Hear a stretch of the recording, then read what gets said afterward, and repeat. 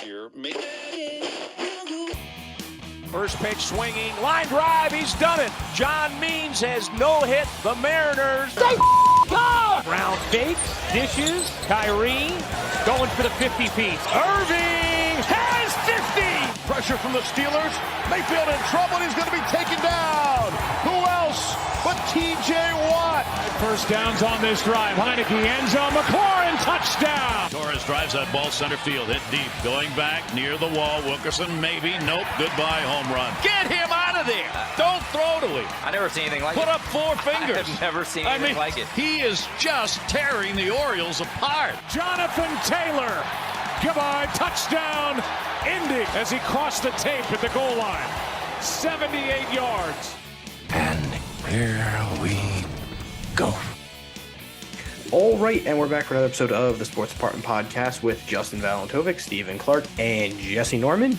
We're going for 2 weeks in a row. Right now, new personal best for the first time in a while. And in this episode, we're breaking down the divisional round, and we'll touch on the games from the wild card round, because of course they play into the divisional round, so we'll go over our picks, and we'll touch on a few points here and there from each game, and then we'll predict this weekend's games coming up. So, guys, what's going on? I was letting Clark take the lead. You go first, buddy. I'm doing okay. I'm doing all right. Can't complain too much. Same. Cool. Doing well, Another day. Another day, another dollar. So, not from this podcast. But, so let's talk about our picks. From last week, Jesse went with the Niners, Jags, Bills, Vikings, Bengals, Cowboys. Clark went with Another freeze. Niners, there Chargers. you are. Who? Me? You froze. You froze. Well, for me, it's fine on this end. I'm the recording side, so we're okay. So, What? We were all talking about how you were frozen. Clark went with the Niners, Chargers, Bills, Giants, Bengals, Bucks. Bologna went Niners, Chargers, Bills, Vikings, Bengals, Bucks. I went Niners, Jags, Bills, Giants, Bengals, Buckaroos. So we're into no one got a perfect week. Nope. I was one off. Yes, you were the Vikings instead of Giants. I think I was 2 off.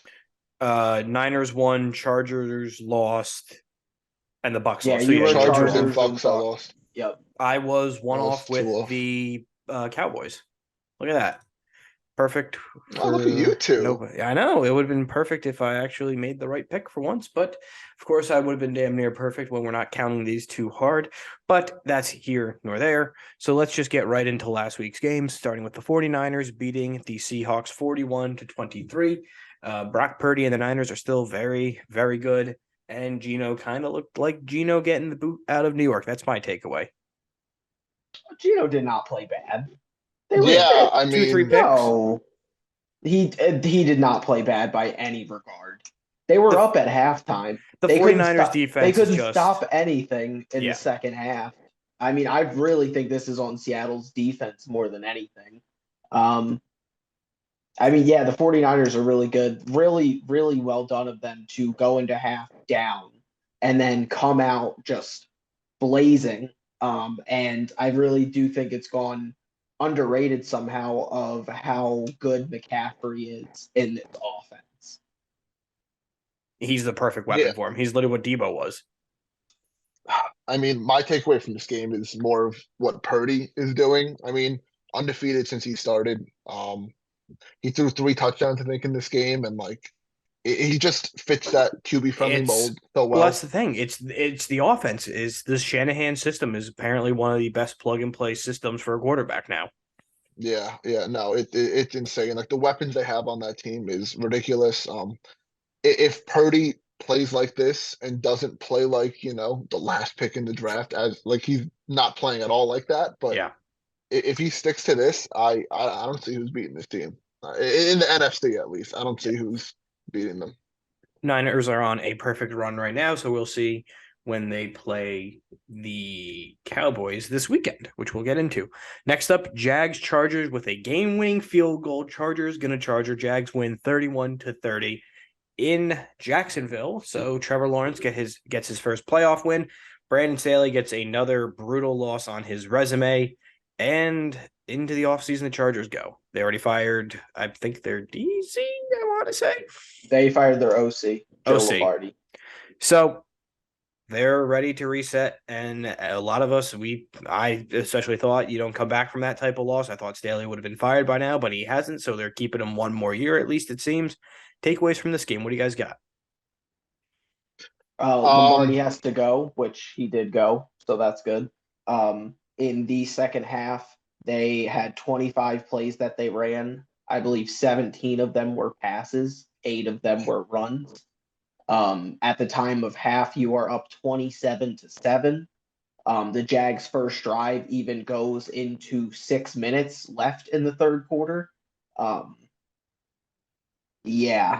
just, it's really hard to blow this game. I feel like, they too, managed to do it. Like you brought up, Jesse, they've only had 17-8 passes to runs. I feel like the Chargers at their best is when Eckler is touching the ball to some capacity. Like, I feel like that's when the offense flows the best. Yeah, I don't understand when you had the guy who led the league in touchdowns the past 2 years in the backfield. And I understand you want to give Herbert an opportunity, but still, if you ever watch works. Herbert, if the way they run the offense, I feel like is like first down, they like run some shot play. I will say this about the Chargers, watching them with Joe Lombardi. I have never seen a team take off so many downs. Just a first down that's a one read play that Herbert just shoots into the end zone or off, like thrown out of bounds, because it's like a one play shot read type of thing. They start almost every drive on like 2nd and 10, because 1st and 10 they just do a stupid shot play. And I really hope that with Lombardi gone, somebody can come in and just make this an actual offense in the 21st century. Clark, what do you got? Props to the Jags. I mean, they played a miserable first half, putting up zeros. I mean, Trevor Lawrence looked like, awful. Like, they only have a couple picks, I know. And yeah, it was a rougher first half for him. They looked like the Jags that, we expected them to be. Exactly. Like the old Jags of like years past. But no, I give Doug Peterson a lot of credit. I think he has to do with a lot of the success of this team. We know the incompetent coaching they had last year and how that affected the chemistry and how it affected, the overall morale in that locker room. And I think Doug Peterson is one of the main reasons, kind of like how Daboll turned around the Giants. I think Peterson has to do with a lot of this. He probably told him to keep calm in the locker room. He's been there before, Super Bowl winning head coach. And I don't like them coming into this week because it's a very tough matchup. But it's a big leap forward from this team from being the number 1 overall pick a couple years ago. So props to this Jaguars team. I think this is also a big win for them because they're going to lose to the Chiefs this weekend. I don't think they're ahead of schedule. But not only are they ahead of schedule, usually a young quarterback tends to have to go through growing pains in the playoff. And Lawrence, it looks like, did that in a half and still won the game. Yeah, I mean, I feel like that's one of the reasons a lot about why I've said about Philadelphia all this year is they are very good. I feel like they could represent the NFC in the Super Bowl, but also I feel like they might lose the first game that they play because you never know how a young quarterback is usually going to play in their first playoff games or even in their first playoff series, where you can see like Lamar Jackson his first year having a very good first game and then having a very bad second game. So I think it can all kind of dial up a different way with young guys. And I think with Lawrence, he's probably already grown past it because that's kind of how Trevor Lawrence is. So on to the next game. Speaking of some growing pains and whatnot, the Bills took on the Dolphins. We expect this to be an absolute bloodbath. And quite frankly, it wasn't. They only beat the Dolphins by 3 points, 34-31. Skylar Thompson hung in there enough, and the Dolphins actually gave the Bills a game for a while. Skylar Thompson just guaranteed himself a backup job for the next probably 10 to 15 years. Yeah. He just made himself a lot of money. How did this game stay this close is really the biggest question. The Bills are very sloppy. Bills were insanely sloppy. I feel like they tend to do this. And they kind of went in knowing that they had a third-string quarterback. They could kind of fuck around a little bit, it seemed. Well, it seemed like also in the middle of the I think it was the second quarter where it went like touchdown, touchdown. I think they got an interception and they might have gotten another touchdown or they ended up with a field goal. It felt like they were going to knock out the Dolphins. Like this was going to be it. They were going to put it to bed. And then stupid turnover, stupid penalty, stupid things here and there, letting the Dolphins stick around in the game. Mainly the turnovers. Like Allen is not taking care of the ball. The Bills overall, I feel like, don't value having the ball and their possessions. Yeah, this team scares me coming into this week. I mean, they looked, kind of beatable in a way, and that's What's the not thing? what you saw during the year with this Buffalo Bills team. Um, like Jesse used the right word. It's sloppy. And that's the It, thing it was that it was very sloppy. and that the mistakes they were making, Clark, and the sloppiness that they had.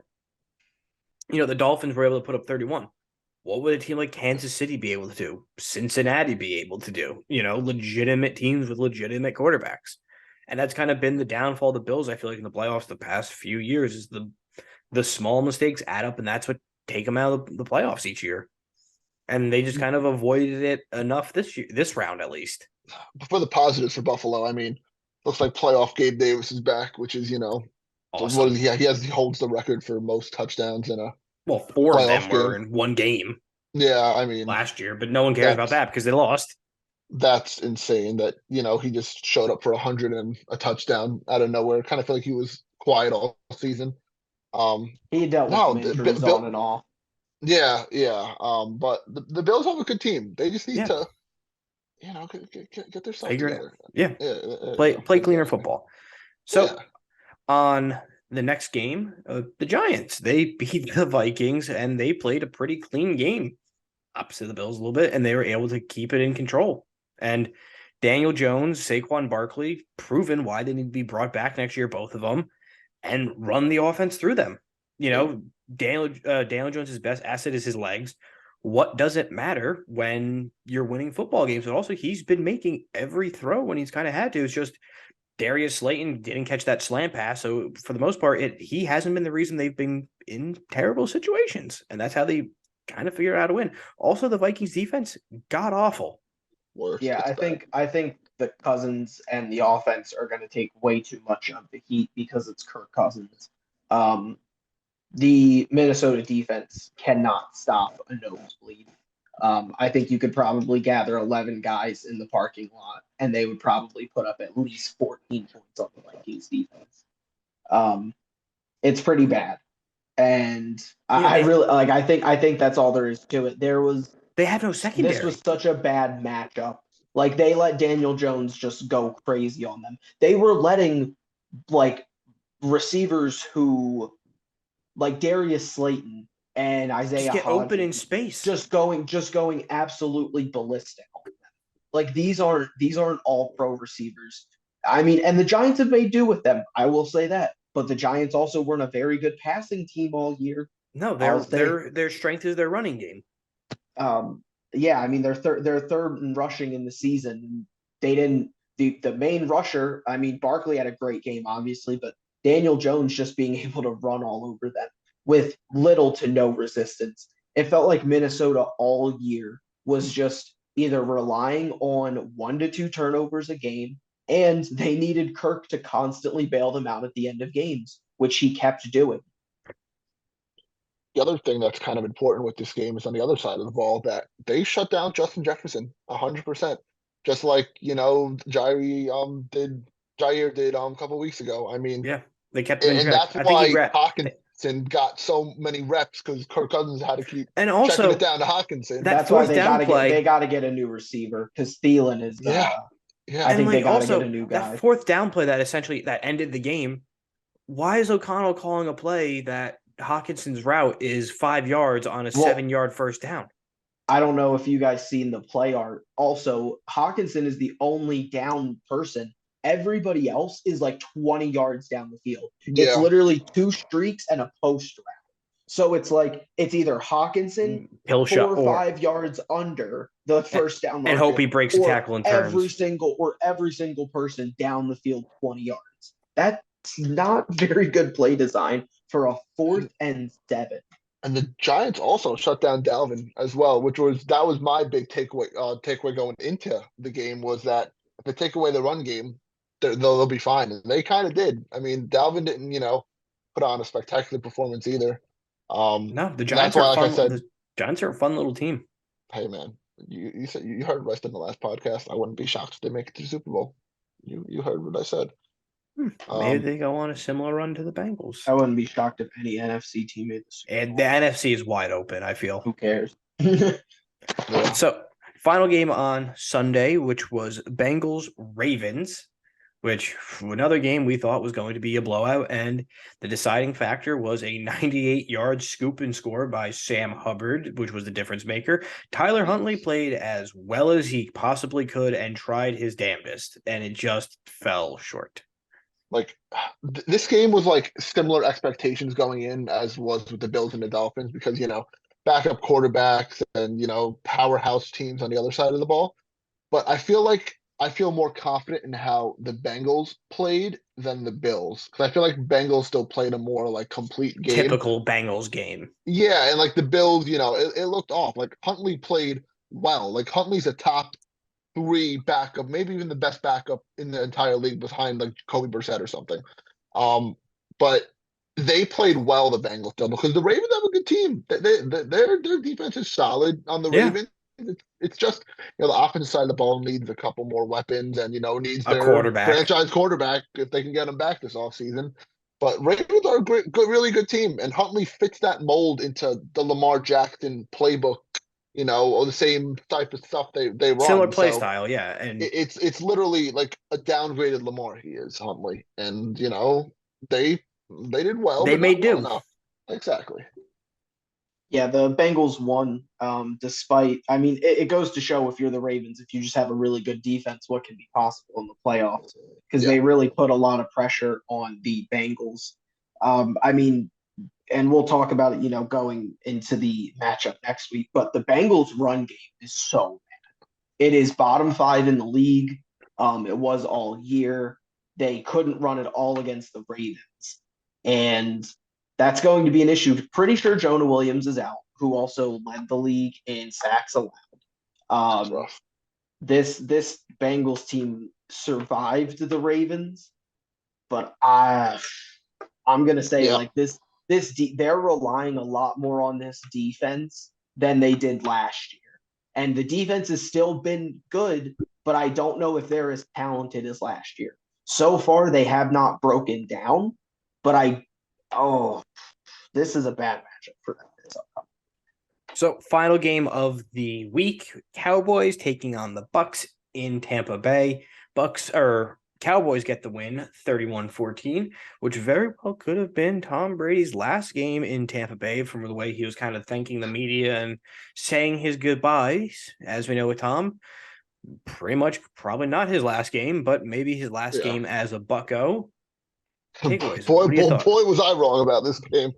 Golly. That's all I got to say. I thought Bucs look bad. They look like the Bucs have been a bad. I tried to tell you guys the Bucs have been bad all year. I know they're bad, but it's still the playoffs, allure. man. It's still the allure of Brady. That's the thing. It's the playoffs, and Brady. I wrote in one of our group chats. I wrote in one of our group chats, like Brady looked like those dying days of Ben, where he was just making these dumb decisions and like just throwing the ball. When Brady ran right and threw the ball across field left into like quadruple coverage in the end zone, I'm like, that's not Brady. Like Brady throws that away, or he takes a sack, or he scrambles for even 2 yards, even if there's it's almost like he knew 10 yards back. He was going out anyway, so just why not? Well, I mean, how could you not with the way the Cowboys literally dominated? They were just dominating them from start to finish. There was no. No, you're right, and we got good Dak too, which is a lot of it. I mean, because Dak's one of the most hot and cold players in the league, and we got good Dak. And when Dak's good, he's good, and when he's bad, he rough. He stinks. But Yeah, this Buccaneers team wasn't the Buccaneers team. They fired Byron Leftwich today when we were recording. I'll take him for the Steelers OC job. Well, Matt Canada's already being retained, it seems. I know. Shove it. But that was before Leftwich became available. please, Pittsburgh Steelers legend Byron Leftwich. So Please it come seems to like DOC. the 3-year dynasty, air quotes, of the Bucks is coming to a sad He's end. going to Vegas. But they got their Super Bowl, so they can wipe their tears with their Lombardi. So Oh, yeah. let's get into now the divisional round. We got 4 games this weekend, 2 on Saturday, 2 on Sunday. The first being the Jaguars at the Chiefs. Oof. This is going to be a reality check for Trevor Lawrence and the Jags.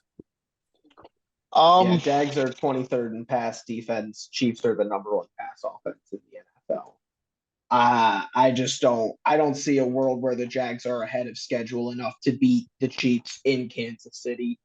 I think Lawrence might have a bad game. Like this could be bad. This could be rookie. Again, This could be if you're the playoff Jags, jitters. you gotta win. Like you gotta feel good about that. That's the important thing. You're about to go up against the best Juggernaut. team. The best, the Chiefs at this point are to some kids what the Belichick Brady Patriots were. Like not the Super Bowls, But just because dominant. they don't have that Just yet. dominant. But just like they're gonna be in the AFC Championship. Pat Mahomes is 5-0 in the divisional round, and he has only ever played a divisional round game in Arrowhead. Like Also, that is That's awesome. dominant. That's awesome. That's dominant. They have also Mahomes has never played a road playoff game officially. No, he is not. Neutral site for the Super Bowl doesn't count. He has never left Arrowhead for the playoffs. And guess what? Neutral site for the AFC Championship, probably. He's not gonna have to this week. No. I could see this game being like the Chiefs Texans, but not to that extent. A couple years ago, Jaguars might go up two possessions to start the game. I wouldn't be surprised. Yeah, I mean, they know the Chiefs. They know they're the low man in the situation, and that everyone's doubting them. And the Chiefs are coming off a bye, so they might come out a tad slow, but maybe. Oh my God, the Chiefs are off a bye. No, you're Andy done. Reid off a bye. Oh man, Yeah, Hack it in. Okay, fair, but I can see maybe I forgot about start the game. Also, maybe. Jackson Mahomes and his and Pat's wife been rather silent so far this. Why don't you say her name's Brittany? Justin, I don't remember. Pat's that's wife, why degrading her. Not I don't remember her name. Justin degrading women. So you remember the man's name? Yeah, you remember the man's name. He's far anyways, more no, then Chiefs are going to destroy them, and I'm going to go with the Chiefs in this one. Yeah, it's going to be a rout. I wouldn't be surprised if the Jags maybe make it closer. That's the thing. I feel like the scoreboard will say it's a closer game than what it actually will be. Yeah. Like you said, Jesse, it's cute that they got a big playoff win, but I really don't hold out too much hope after this. So, second game on Saturday, which is close to us and kind of the most important game to us for rooting, if you care, in this area and whatnot in New Jersey. Giants at Philly.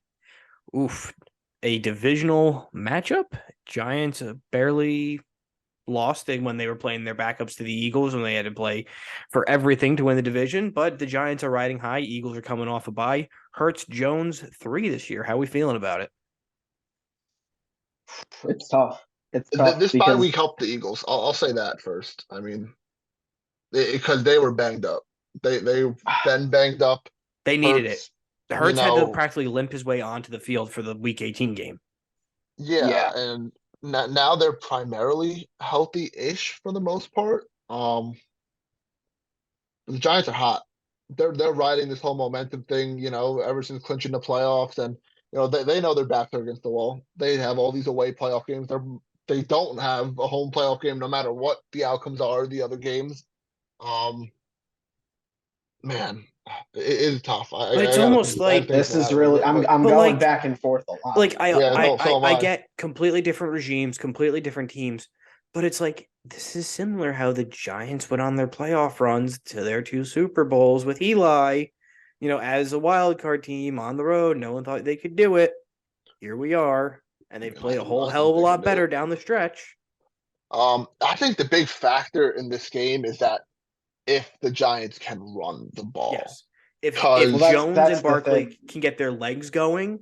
The secondary's ridiculous for the Eagles. Their D-line has some question marks. It's a little old, I think maybe if Barkley can wear him out and Jones does his little runs here and there, he won't have to throw the ball as much. If they but that can secondary run is to insane. set up the passing, and Jones can make, occasional 5 to 10 yard passes, 15 yards when they have to, and take care of the ball. If Hodgins is getting open, if Richie James is getting open, and they kind of get into a rhythm, then I could see it. It's just they have to establish the tempo early. Yeah, Giants are the third rushing team in the NFL. Philly, as Clark said, is so stacked in their secondary. They're the number one pass defense, but they are the 15th rush defense. If they have a weakness, it's running ball. It's on mid. them. It's literally mid. They've been trying to get multiple different guys in the middle of that line. I know they signed Joseph at one point. Sue. They signed Sue at one point. They were signing guys left and right to try to fix that rush defense. The Giants worry me a little bit on the road. They were only 4-4 in the regular season on the road, going into Minnesota, obviously. Philly is a much different, more hostile environment. I do feel like the Giants match up really well with Philly. I don't know how healthy Hurts is. And if the Giants just had the Giants defensive line is playing so good. I feel like if Galladay was actual Lions Galladay, I'd feel so much better if they had a true actual receiver. If they had one true legit receiver that you just felt comfortable with. But on the other side of the ball, do we think that the Giants can, if Hurts is 100% healthy, which he's probably not, probably around 90%. I don't think he's. But Dexter Lawrence has been a menace in the middle. He's been playing out of his mind. But Jalen Hurts is not Kirk Cousins, who might just fall back for a sack. Jalen Hurts, can evade the pocket well. Yeah, he can extend the play and turn the corner and get 5 to 10 yards, if correct. Not a hell of a lot more. And we're due for a Boston Scott touchdown in this game because he manages to get one every time against the Giants. And they have to contain AJ Brown. Which is tough. It's tough. Arguably the best receiver this season. I mean, yeah. But also we just applauded them for they kept being able. Jefferson to had a touchdown, but they were able to at least keep him in check enough. Same thing what I said about Jefferson last week. If they can hold him to a touchdown, and they'll force feed him, he'll get his targets. But just don't let him absolutely wipe the floor with you. You got to keep him in check, and they should be okay. And also, they have better receivers on Philly and better weapons by on far. Philly overall. It's a far better team. It is. They're the number one seed for a reason. I mean, I don't want to discredit them, but also, I don't know. With it being a divisional game, it gives it some juice behind it that I feel like it does. And it's close to Jersey. Divisional game, and Philly hasn't been playing. I mean, everybody said about how the Cowboys and the Buccaneers last week. Oh, the Cowboys have been playing bad. Philly has not been good. They haven't been a complete team in a couple weeks now. Yeah, because they could have clinched the division weeks ago, and they waited until literally week 18 to finally do it. And Hurts' injury, I really do think I just don't think just giving him that 1 week off fixes everything. I really do think this could be a thing where it's bothering him the whole game. And oh my God, I really think if there's a team that can beat Philly, it's the Giants. Pass defense, it really might be the running game of the Giants. And with that being, who the hell would have thought we would have been saying this in January 19th? I also going off strictly playoff coaching. I might give the advantage to the Giants too. Yeah, because I like the Eagles staff. But they haven't been in the playoffs. The Giants have guys all over that staff that have been in the playoffs. Daboll's been there a couple times now. Yeah. Bills have made it the last couple of years. Well, even Martindale too was with the Ravens for all those years. And Kafka, he came from. Where was he from? Was he also from Buffalo? He was a Reed guy. He was an Andy Reid guy. Yeah, okay, too. But still. So yeah, I mean, I'm gonna do it. I'm going Giants. I'm taking Giants. Wow, we're all going Giants except Bologna, who texted in the Eagles. They're commander. I won't be surprised if the Eagles win and look every part of the 1 seed, but I need to see it first because they haven't looked like the 1 seed in a while, and they haven't been that team. That midway point of the season. I need to see them fully put back together, and that's great that they had this week off to build chemistry. Let's hope that they put it together on the field. All right. On Sunday, a matchup that I feel like we've seen a good amount of times already in the past few years. The first matchup since the Damar Hamlin, of course, freak accident and whatnot on Monday Night Football. That is the Bengals at the Bills, Sunday at 3:00. So remember how I said about how the Bengals have been really bad at running the ball? Yes. The Bills have a top 5 rush defense, and I really think they're going to make it hard on Burrow. I don't think you can ever count the Bengals out. I just think this is a really bad matchup, and I think the Bills win it in Buffalo. I think it's the same story with the Bengals that, the O-line is like they worked on their O-line, in the last couple seasons, or since last season, but it's banged up again. Yeah, Kept Jonah Williams. Yeah. It's a joke. It's a joke.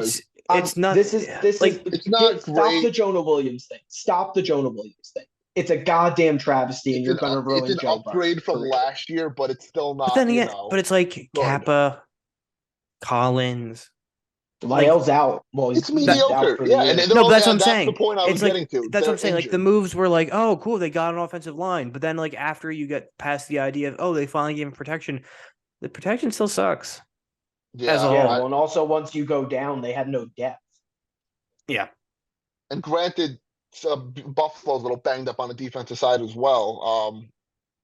I don't know. I don't feel confident. And I got a Bleacher Report a couple of minutes ago that the whole Buffalo Bills roster got a number 3 charm that they're wearing. So they're screwed. They are so screwed. That was like the leaning factor. And you gotta assume too, because if they win and the Chiefs win, it's a neutral site game, or you're in Arrowhead, and then at that point, you gotta assume they're probably gonna have something with Damar Hamlin, which will give it even more. I think they do that juice this week. behind it as pull well this week. Yeah. The Bills didn't look good in the second half last week. I will say that. Like it's a little scary. It's very scary. But they're home, which is another big factor. I like Buffalo in this one. I am going with the Bills as well, and Bologna texted in the Bengals. So I would have liked to have seen what his reasoning would have been. So we'll see. I think the Bengals can win. I do too. It's just gotta be a big Joe Burrow game because they're not going to get anything from that run game. I really don't think they will. If they can't run on, if they're struggling to run on the Ravens, they're not going to run on the Bills. So, final game of the weekend, the Cowboys are heading out to the Bay for a good old-fashioned NFL matchup. We've seen this throughout the years as well. Fashion NFL matchup. Well, it is. Old-fashioned. You think the 70s, 80s, 90s, it was Cowboys and Niners. It's the most bandwagon two fans. That's what I'm saying. It's the legacy playoff game, basically. Yeah. And that is the Cowboys. This is the teams who bring up rings, even though they haven't won any rings. Even though their fans haven't seen them. Since the same time period, basically, in the 90s. Yep. But that is the Cowboys and the Niners. Does the Brock party roll on? Or does it finally hit a speed bump? I think the party rolls on. I really do. What's going on like a Cardell Jones? Cowboy bias to me. I hate the Cowboys. That's what it must be with me. We just need to avoid an Eagles-Cowboys NFC title game at all costs. That's toxic. That's very toxic. That would be so toxic. At that point, I would rather Philly because, fuck the Cowboys. The Niners are the most, I would say, besides the quarterback position, which is fine because of the system, they're the most complete team that's in the playoffs. Top to bottom. Their defense, great. I think they get pressures all the time. I mean, their weapons, they have 3 receivers or 3 weapons that could be a starter, a number 1 on any team with Debo, Ayuk, and then, obviously Kittle, who's the top 2 tight end in the league. Yep. And then McCaffrey, who a great trade they made off the trade deadline or before the trade deadline. As long as Purdy doesn't mess up, I like San Francisco. And it's we've been saying that for how long? 6 weeks, 7 weeks. He hasn't lost a game since. But that's what I'm saying. It's he's undefeated, and he might go undefeated all the way through February. But that's the thing. It's we keep saying, oh, unless he messes up, it's will he though? Because I'm kind of starting to get into that where I feel honestly, I think there's a very valid, QB competition between Purdy and Trey Lance. Yeah. For the starter next year. By default, Garoppolo go to Trey Lance. Yeah, that's the thing. It's by default Garoppolo's the odd man out, but at the same time, it's Purdy 6-0, and on the verge of an NFC title game. You also I have that think- the Titans' new GM just came from the 49ers room. So That you would have to be assume something. that somebody might be traded over to there. Yeah. Hopefully the Um, worst of the two. this is an interesting thing because I feel like I'm the least Cowboy hater, I guess, because I don't know, I don't like the Cowboys, but I don't detest them that much. I It's hate their their fans. It's I the do. fans. I That's really, what I don't like. No, as Yeah, a whole, the like, Cowboy can- team's a relatively likable I'm a fan team, of like Dak. I'm a player-wise. fan of Zeke, but like their fans. I do are just hate Jerry toxic. Jones Oh, also. Jones can go screw.